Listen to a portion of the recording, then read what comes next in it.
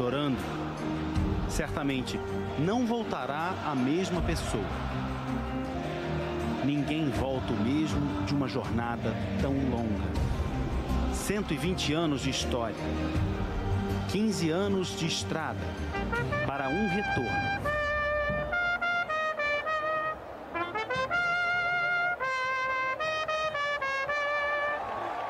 O Maracanã está colorido novamente, de força, esperança e emoção.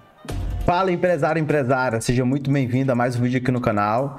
E hoje o que a gente vai explorar? Qual empresa, qual marca? Hoje a gente vai falar sobre o Fluminense. Não, mas como assim o Fluminense? É o Fluminense, uma grande marca, líder aí no futebol. E como foi campeão agora recentemente, né? Eu resolvi fazer essa homenagem e também tá fazendo essa análise, né? Que eu acredito que vai ajudar muitos empresários, empreendedores a entender como que um grande time de futebol consegue se estabelecer como marca, como um exemplo onde as pessoas ficam loucas, apaixonadas, até matam aí por causa do clube. Como que funciona a mente do consumidor, a mente do torcedor que está ali acompanhando aquela marca? É hoje que a gente vai destrinchar aqui.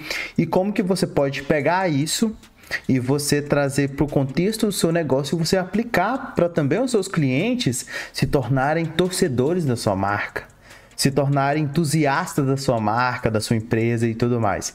E para quem não me conhece, meu nome é Naugust Moura, moro em Portugal há mais de 4 anos, eu sou estrategista digital e arquiteto de branding e a gente está aí nessa jornada destrinchando empresas para trazer mais conhecimento sobre branding, sobre o marketing e trazer uma nova perspectiva, tá bom? A gente está aí subindo a régua do digital e trazer uma consciência para um conteúdo que poucas pessoas sabem e conhecem, né? São poucas pessoas que falam sobre esse assunto aí, que é o branding, o personal branding, né? Hoje vai ser sobre branding, né? E o que acontece? Vamos sem demoras, tá? Mas antes de começar, se inscreva no canal, ative o sininho e curte o vídeo, fechou? É o seguinte, como para quem já me conhece sabe disso e para quem não conhece não sabe. A arquitetura de brand ela é simples, tá? Ela só tem 3 pilares, tá bom? Ela é simples, mas não é fácil, tá bom? E ela tem 3 pilares, que é a cobertura, que é a jornada do herói, o segundo pilar, e o terceiro pilar são as ferramentas. Então a gente vai abordar aqui do Fluminense o primeiro passo aqui do Fluminense, né? O primeiro pilar do Fluminense, que é o propósito, né? Eu identifiquei aqui que o propósito fluminense, ele aspira a ser um símbolo de excelência no esporte, unindo e inspirando comunidades através do futebol, promovendo valores de integridade e paixão, fomentando o desenvolvimento de talentos e comprometendo-se com a responsabilidade social e sustentabilidade para perpetuar um legado histórico e cultural. Por que eu sempre começo pelo propósito, Naugust? Como assim? Na arquitetura de branding, a primeira coisa que você vai fazer é o propósito da empresa, tá bom? O propósito daquela marca, o propósito daquela pessoa. Por quê? Porque a partir de tudo que vier através da arquitetura de branding, vai vir do propósito e do manifesto, que é a outra parte da cobertura, né? Naugust, como assim o manifesto? O manifesto é o que? São a missão, a visão, os valores e o posicionamento daquela marca. Então, o que quando eu estava destrinchando aqui, né, o primeiro pilar do Fluminense, eu vi que a missão deles está muito atrelada a elevar o futebol a novas alturas de paixão e profissionalismo, desbloqueando o potencial dentro e fora de campo para que cada triunfo seja não só nosso, mas de todos que vestem e apoiam o manto tricolor. Então, assim, dentro da missão aqui, foi isso. E depois vem a visão, né, que eu relatei aqui e coloquei mais ou menos assim. Ser uma instituição que representa mais do que o esporte. Ser uma força que une famílias, fortalece comunidades e constrói legados, alcançando a excelência em todas as frentes e moldando o futuro do futebol.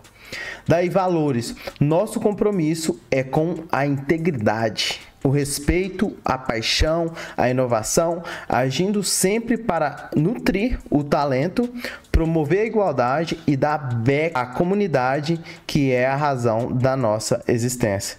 Aí o posicionamento aqui é como você se diferencia, tá bom? O posicionamento dentro da arquitetura de branding é como a sua empresa se diferencia das outras.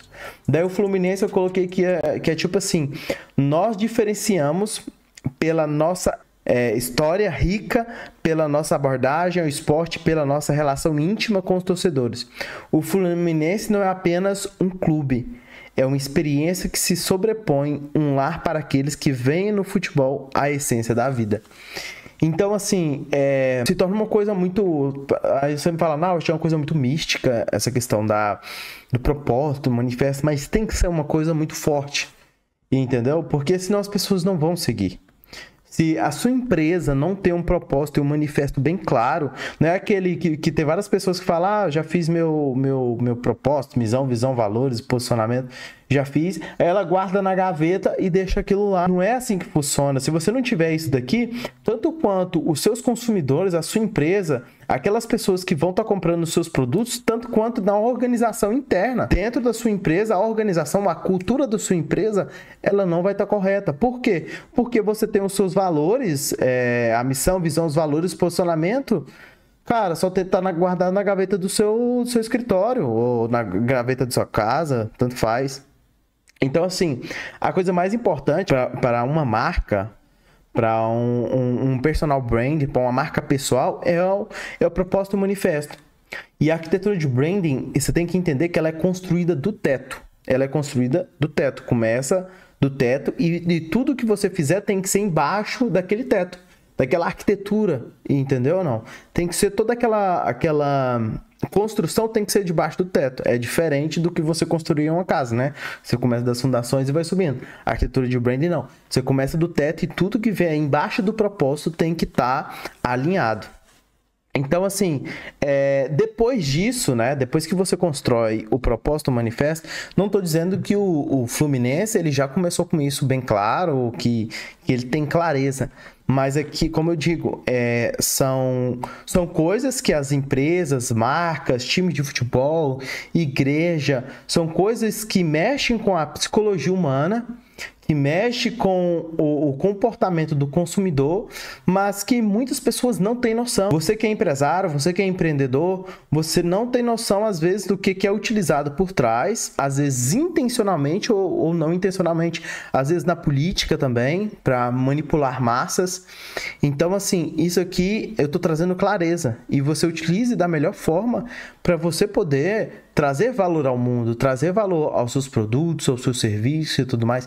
E pode ser para qualquer tipo de empresa, tá bom? Eu mais pra frente vou estar fazendo um vídeo que eu vou ensinar junto com a inteligência artificial, junto com todo o passo a passo da arquitetura de branding que eu utilizo, para você também conseguir fazer todo o seu processo e você conseguir dominar aquele mercado que você está. Porque a empresa que tem isso daqui, que tem a arquitetura de brand bem estabelecida, ela se diferencia do mercado. Agora é o segundo pilar. Depois do propósito manifesto, vem o segundo pilar. Qual que é o segundo pilar aqui que eu observei na arquitetura de brand aqui do Fluminense, né? O clube de futebol, que é a construção do herói, né? A história de criação. Daí aqui, eu fui atrás, né, da história de criação do Fluminense, que ela foi fundada por um cara chamado Oscar Cox, em 1902, destacando sua visão e paixão pelo futebol, trazendo o esporte para o coração do Rio de Janeiro. Então, tipo, pelas minhas pesquisas e tudo mais, desde a fundação do Fluminense, esse Oscar Cox, ele era filho de um inglês. E na época o futebol ele não era popularizado tanto no Brasil quanto ele é hoje. E como o futebol foi feito na Inglaterra, né?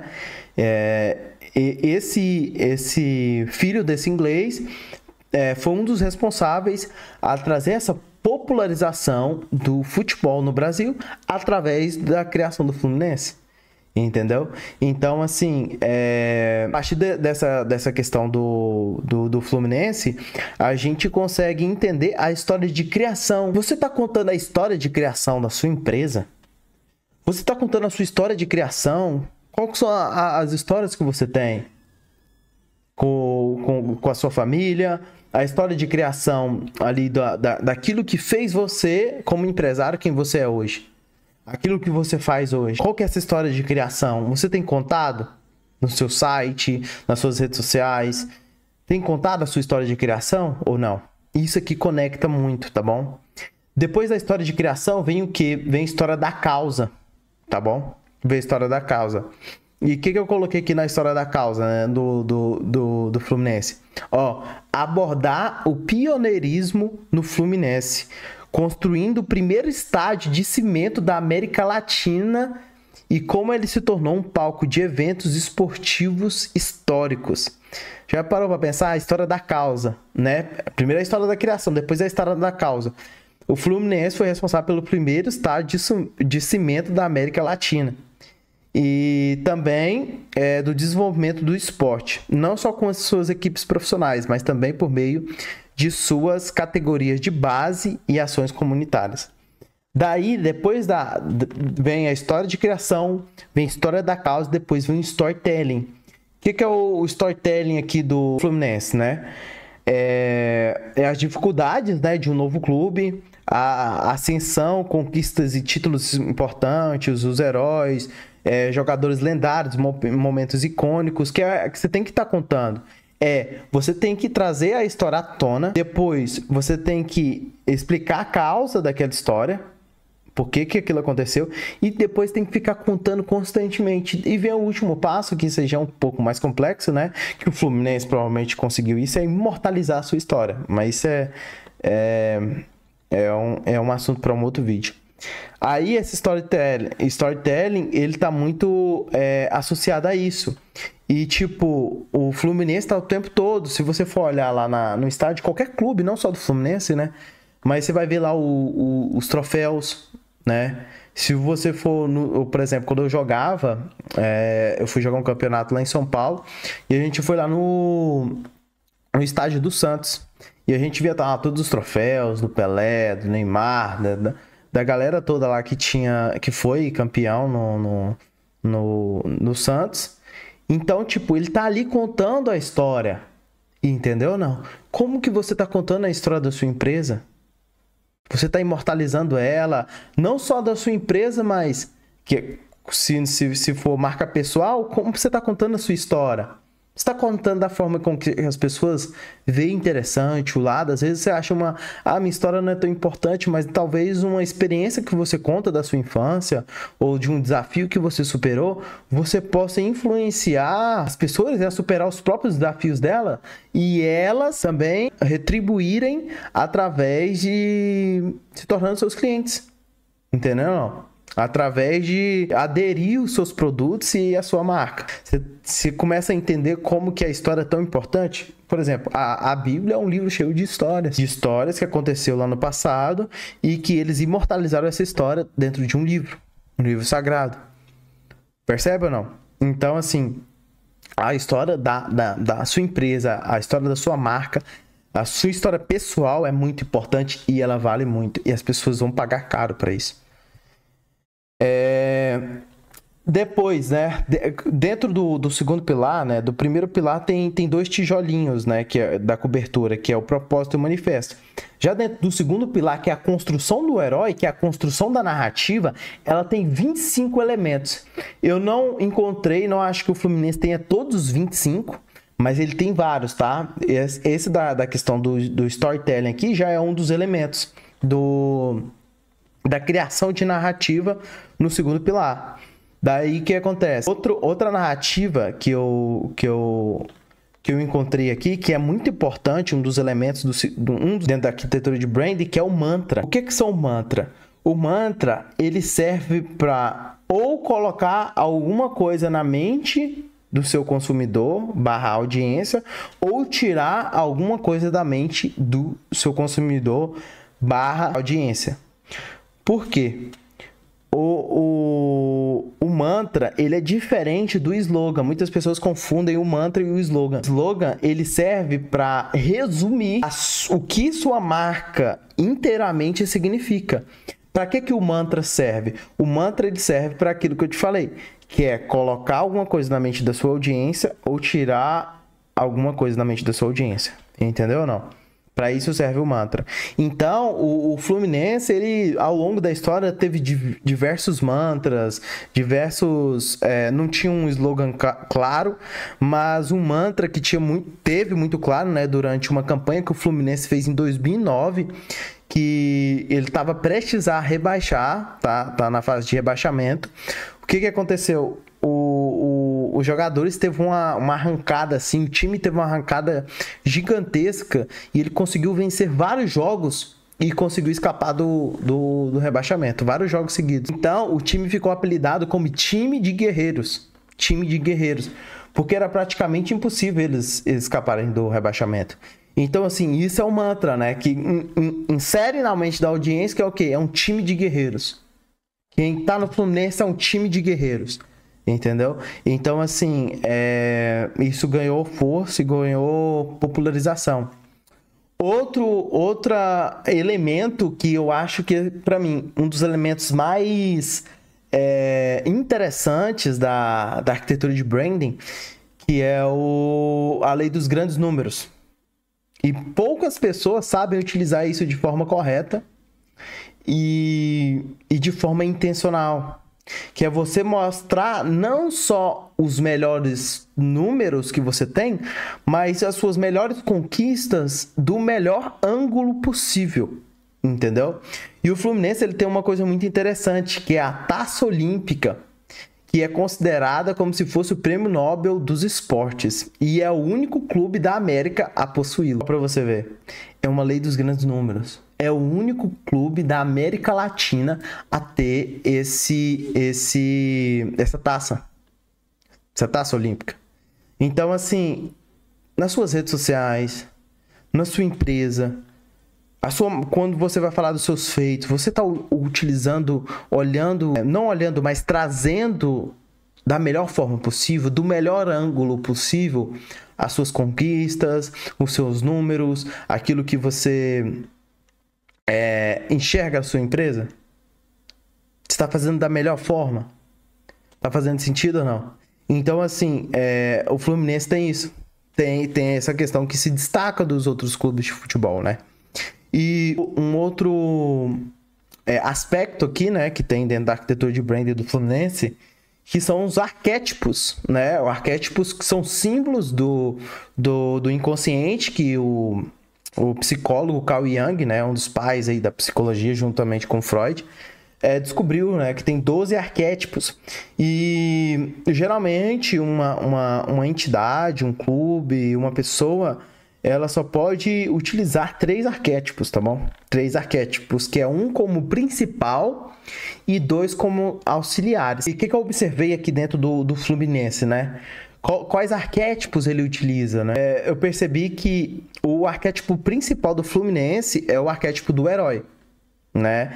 Daí eu apontei assim, o Fluminense tem uma história de conquistas e superação, de ser um clube que luta e busca a vitória.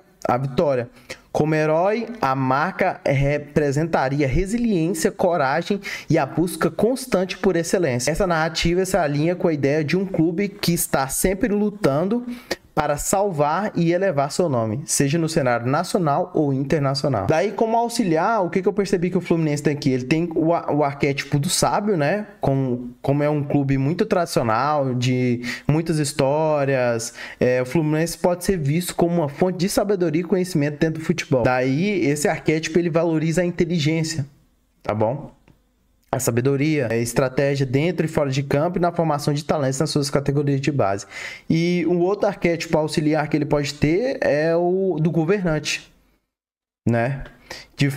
Devido à sua postura de liderança, desejo de exercer autoridade. Uma curiosidade que o Fluminense tem que eu até apontei mais pra frente para poder falar isso aqui, eu acho, mas que muita gente acredita que o Fluminense ele é um time só de elite do Rio de Janeiro. Na verdade, não é. Foi feita uma pesquisa. Eu esqueci qual foi a entidade que fez a pesquisa.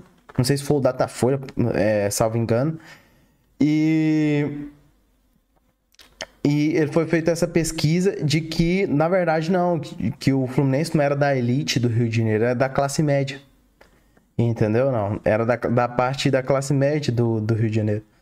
Então, assim, é até uma... posso estar errado, né? Mas foi uma pesquisa, tá bom? Uma pesquisa que eu tava observando que tem dentro dessa narrativa que eles criaram, né? Que é um time só de... Que é só de elite, né? Dentro do Rio de Janeiro. E outra coisa, cara, isso aqui é uma das coisas mais importantes da arquitetura de brand, quando eu vou trazer isso para os meus clientes, quando eu vou tratar disso com os meus clientes, é uma das coisas que eu mais tomo cuidado, que eu mais perco tempo, né, invisto tempo para poder trazer uma narrativa e conseguir organizar isso daqui da melhor forma, que é a tribo. É uma das principais coisas que se pode fazer no branding e no marketing da sua empresa, é que você criar uma tribo em volta dos seus produtos, em volta da sua marca, em volta do seu personal brand, da sua marca pessoal. E a tribo, né, eu já dei uma palestra lá em Lisboa sobre isso, e a tribo ela tem 6 pilares, né? 6 pilares, e que o Fluminense, ele sempre tem eles de forma organizada, né? Que só um deles aqui que ele não tem muito bem, mas que também tá dentro.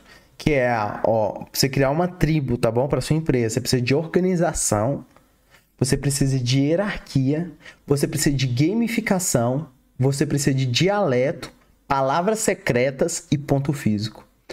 Toda entidade, se você for ver na Igreja Católica, tem isso, Igreja Evangélica tem isso, qualquer tipo de organização que tem uma tribo muito grande, ela tem isso.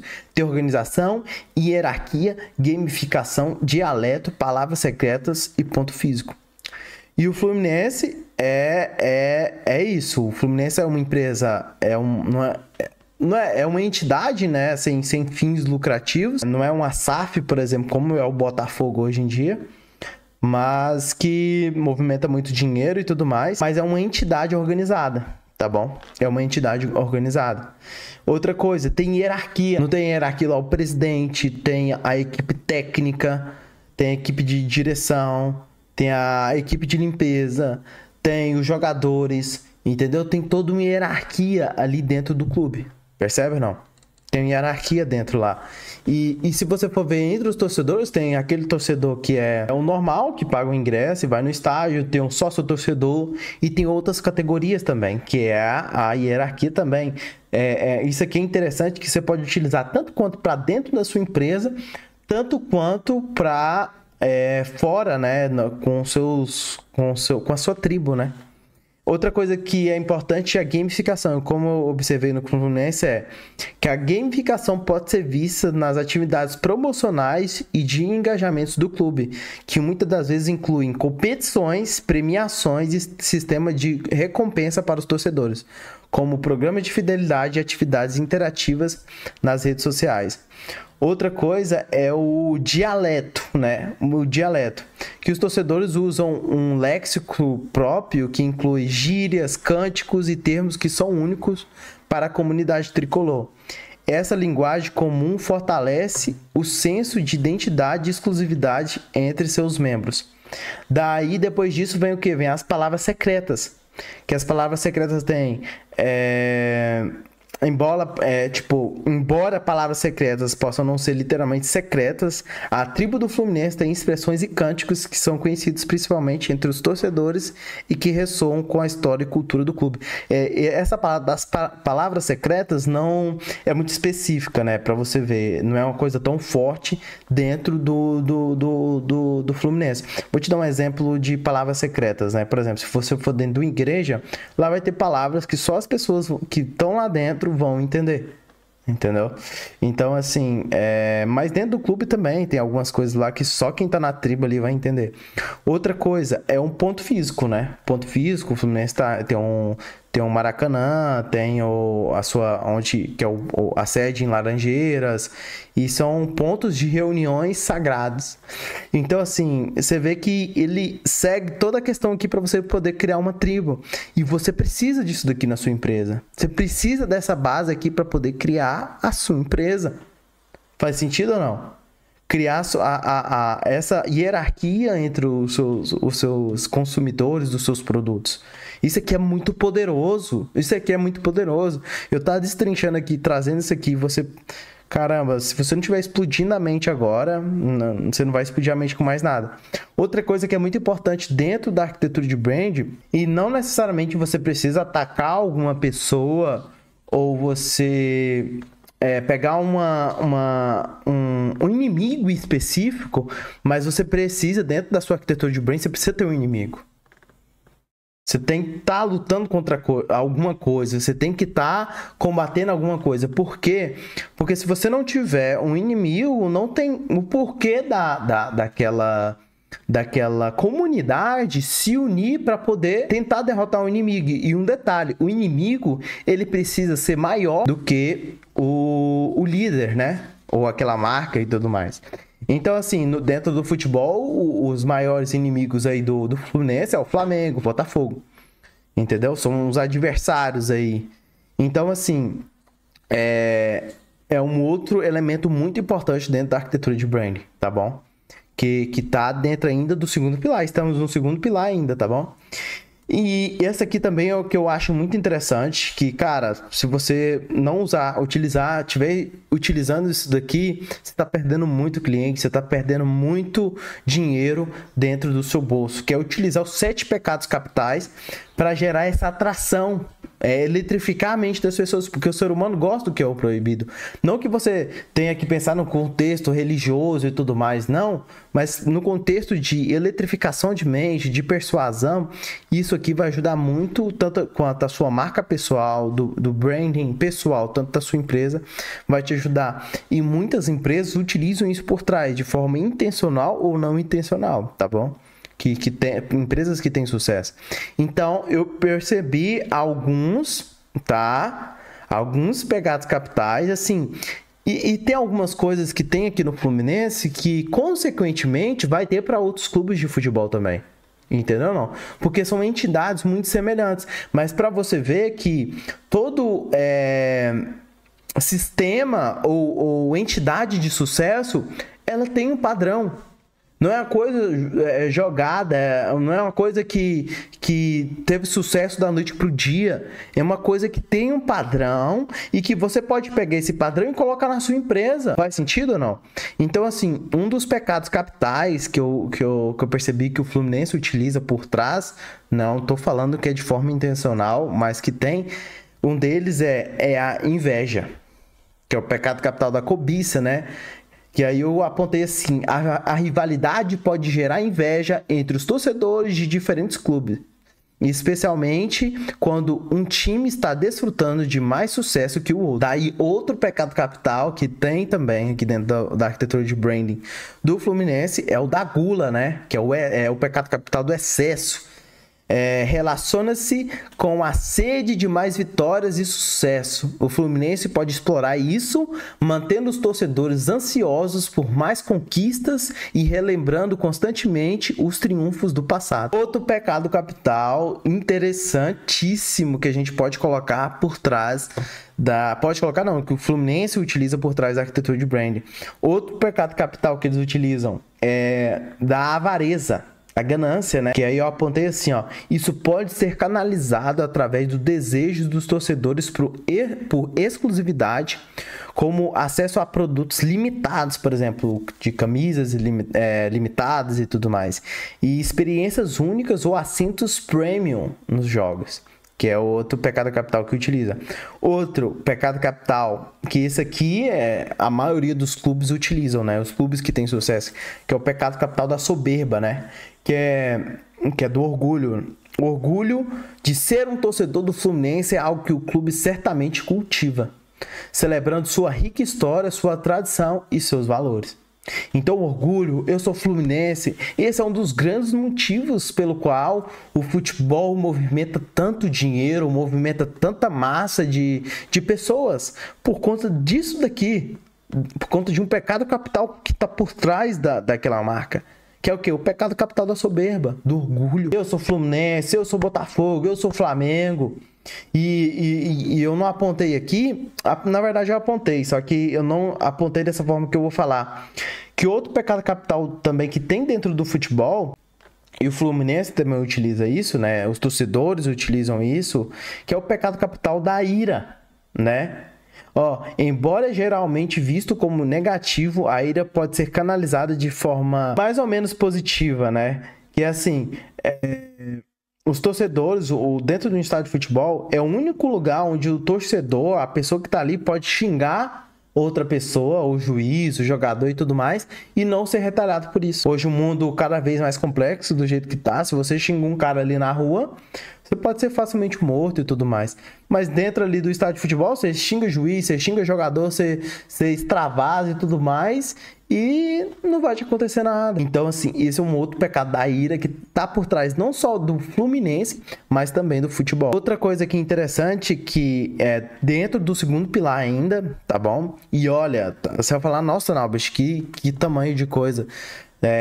Eu tô destrinchando realmente aqui. Se você não consegue pegar alguma dessas coisas aqui e ver o que o seu produto / serviço pode estar fazendo para você conseguir gerar memória e significado na mente das pessoas, você construir uma marca, você realmente fazer muito dinheiro com a sua empresa, com o seu personal branding, tá de sacanagem, né? Você tá de sacanagem. Outra coisa, dentro da arquitetura de branding tem uma coisa muito interessante, que são os 7 itens da criança interior, tá bom? Que um dos caras que eu mais aprendi isso foi com um cara chamado André Diamant. E ele traz essa questão, né? Tanto quanto os 7 pecados capitais, tanto quanto essa questão dos 7 itens da criança interior. E o Fluminense, impressionantemente, ele utiliza, dos 7, ele utiliza 6, tá bom? Que a maioria dos clubes bem-sucedidos também utilizam, né? Que os 7 itens da criança interior é o lado infantil. Já falei isso em outras avaliações aqui e outras empresas. E o Fluminense, ele utiliza de forma perfeita, né? Como outros clubes. Uma delas é o amor. Uma coisa que você precisa entender, que os 7 itens da criança interior são coisas que nem o ser humano, você, nem ninguém aqui na face da Terra, não faz se não for por alguma dessas 7 coisas. Nenhum ser humano levanta a bunda do sofá, da cadeira, se não for por alguma dessas 7 coisas aqui, que são os itens da criança interior. E o Fluminense tem 6 delas, tá bom? A primeira coisa é o quê? É o amor. O amor pelo clube é fomentado através do sentimento de lealdade, paixão, que é passado de geração em geração entre torcedores e família. Outra coisa que tem também é a curiosidade. O clube pode despertar a curiosidade dos torcedores com teasers de novas contratações, lançamentos de uniformes ou dando vislumbre dos bastidores do clube e dos jogos. Outra coisa é diversão, né? É um item interior muito satisfatório dentro do futebol, que é a diversão.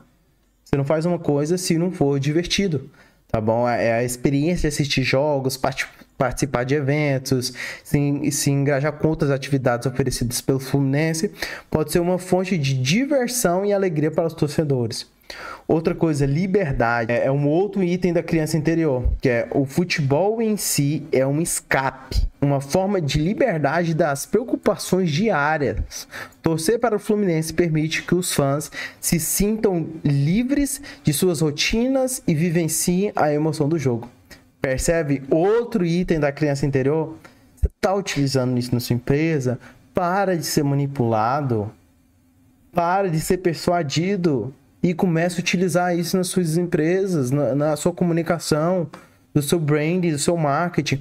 Outra coisa, pertencimento. O Fluminense tem esse senso do pertencimento. Os torcedores do Fluminense fazem parte de uma família grande e diversificada. A sensação de pertencer a um grupo, uma torcida, é um poderoso motivador para o engajamento contínuo com o clube. Pertencimento. As pessoas querem se sentir pertencidas a algo, né? E por último, a recompensa, né? Que é programa de fidelidade, ganhou a Libertadores e agora, sistema de pontos de recompensa e tudo mais. É outro item interior. Daí outra coisa que ainda no segundo pilar, que eu abordei, que o Fluminense também tem, que são os rituais, né? que aí tem cânticos e músicas, saudações, gestos, rituais pré-jogo, celebração de gol, comemoração de vitória, homenagens e rituais de felicidade. Daí, a gente já finalizando, né, para finalizar aqui, o nome, né? Muitas pessoas acham que o nome da empresa não é importante. E é muito importante, tá bom? O nome da empresa é muito importante. E, tipo, o nome Fluminense vem do latim flumen, que significa rio. E no Brasil, o termo Fluminense é utilizado para designar algo ou alguém que é do estado do Rio de Janeiro. Assim como paulista se refere a algo a alguém de São Paulo, mineiro de Minas e assim por diante. Então, assim, o Fluminense ele tem um significado muito grande. E o que acontece? Tá sempre cumprindo o propósito, sabe? Tá sempre cumprindo o manifesto. E assim, eu tenho algumas perguntas que eu sempre faço para os meus clientes dentro da arquitetura de branding, tá bom? Sempre tem essas perguntas que eu faço na arquitetura de branding, que é para escolher o nome, né? O nome é uma das últimas coisas que nós escolhemos, né? Depois de toda a estrutura que a gente faz. Então, assim, as perguntas que eu faço o nome tem conexão com o propósito e o manifesto? O nome Fluminense tem. Cria identificação com os produtos que são vendidos? Sim. Tem identificação com o público? Fluminense tem. Ele é fácil de lembrar? Sim. Ele é fácil de escrever? É fácil. Ele tem dupla interpretação? Não. Tem. Engraçado, caramba, até nisso, cara. Dupla interpretações, tanto Fluminense, como uma pessoa que é do estado do Rio de Janeiro, como o time. Caramba. E também flumen, que vem da palavra do latim, rio, né? Tem significado em outros idiomas? Não, né? Fluminense total, eu acho que não. Ele tem ligação com a marca? Tem.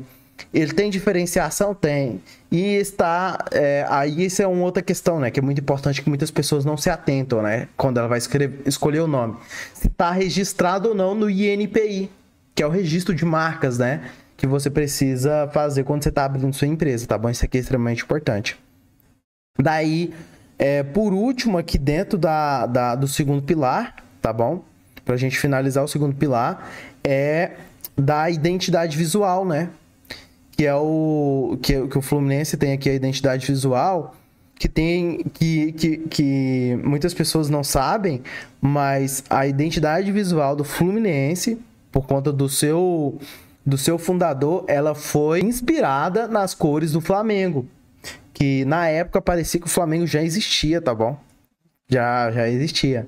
Daí ele tem aqui as cores, né, que são o verde, o branco e o grená, né? O grená são cores que foram inspiradas na bandeira do Clube de Regatas Flamengos, que existe antes da fundação do Fluminense, e que um dos fundadores do Fluminense, Oscar Cox, admirava. O branco foi adicionado para trazer um contraste às outras duas cores, né? A logo distintivo do Fluminense é circular e bastante distintivo. No centro está uma bandeira triangular com listras nas costas do clube, verde, branco e grená, em diagonal. Ao redor da bandeira normalmente está o nome completo do clube, Fluminense Futebol Clube, e a data de fundação, 1902. A tipografia, que é a tipografia utilizada na logo do Fluminense, geralmente é clássica e formal, refletindo a tradição e a história do clube. O nome do clube é geralmente apresentado em letras maiúsculas, o que confere um ar de seriedade e solenidade. E tem vários tipos, né, de logotipo, imagotipo, isotipo. O Fluminense, se a gente fosse colocar, ele utiliza um imagotipo, né, dentro da logo dele. E por último, entrando aqui já no terceiro pilar, que é o último, que são as ferramentas, né? Que todo super-herói precisa de uma ferramenta. E qual que é essa ferramenta aqui do Fluminense, né? As ferramentas são, dentro da empresa, são os seus produtos. Quais são os seus produtos / serviço? Entendeu? Se você for ver o Homem-Aranha, ele tem a teia. Se você for ver o Lanterna Verde, ele tem um anel. O Thor tem um martelo. Então, assim, dentro da arquitetura de brand, terceiro pilar, você vai fazer sua esteira de produtos, que aí você vai aumentar o seu lifetime value da sua empresa. Que aí você precisa de 4 tipos de produto, que é o produto gratuito, o produto front-end, baixo custo, um produto médio e um produto de alto custo. tá bom? Daí o Fluminense aqui, o produto gratuito pode ser o conteúdo nas redes sociais e site oficial, como notícias, entrevistas e atualização sobre o clube. Jogos e atividades promocionais é o front-end de baixo custo, né? Produtos oficiais de baixo custo, como canecas, bonés, bandoleiras, ingressos promocionais para jogos com menos demanda ou setores específicos dos estádios. Associação básica ao clube, que pode incluir descontos e ingressos de lojas oficiais. Produto médio. Camisas oficiais e outros itens de vestuário, como jaquetas, calções, uniformes completos. Depois vem os ingressos para jogos de alta demanda ou assentos com melhor visão do campo. Plano de sócio-torcedor intermediário com benefícios como descontos maiores, acesso à pré-venda de ingressos e brindes exclusivos. E por último, os produtos de alto custo, que são os camarotes e assentos premium em jogos com serviços de hospitalidade incluídos. Pacote de viagem para acompanhar o time em jogos fora de casa, incluindo transporte, hospedagem, ingressos e programa de experiência exclusiva como encontros com jogadores, acesso a bastidores em dias de jogos e eventos especiais de meet and greet. Então, assim, cara, isso aqui foi todo destrinchamento aqui do Fluminense. Eu te pergunto, você já fez o Lifetime Value da sua empresa? Às vezes você nem sabia o que é isso, né? O que é o Lifetime Value? É o tempo de vida que aquele cliente fica com você. Se você for ver empresas como a Starbucks, ela tem um Lifetime Value da empresa lá, de média parece que é $40 mil que a pessoa fica durante todo o tempo de vida que ela compra da Starbucks. Então, assim, e o Lifetime Value serve para isso, entendeu? Essa esteira de produtos serve para isso. E o clube aqui tá aqui mostrando, eu tô destrinchando para você qual que é o seu produto gratuito que você tá entregando. Por exemplo, meu produto gratuito aqui é o que eu tô entregando para você agora. Depois vem um produto front-end de baixo custo, vem um produto médio, depois vem um alto custo. Entendeu ou não? Então, assim, você precisa entender jogo do digital, o jogo das empresas, que as empresas, cara, que não tiver fazendo um trabalho profissional como isso daqui, que eu acabei de destrinchar, elas vão falir, elas vão estar fora do game, assim como o próprio Bill Gates falou que as empresas do futuro que não tiverem na internet não vão mais existir, né? As empresas que não tiverem branding no futuro, elas não vão mais existir, tá bom? Vão ser só as empresas que têm branding e as que têm branding que vão existir. Que vão ser aquelas empresas que estão focadas no propósito. Que estão focadas na missão de valores e competência. Fechou? Tamo junto, bora pro game, vamos fazer acontecer. E se teve alguma dúvida, coloca aqui nos comentários. E vamos fazer acontecer, tá bom? Gratidão por mais um vídeo aqui. Poder tá agregando aí pra você, pra sua empresa, pra sua família. Fechou? Tamo junto, é nóis.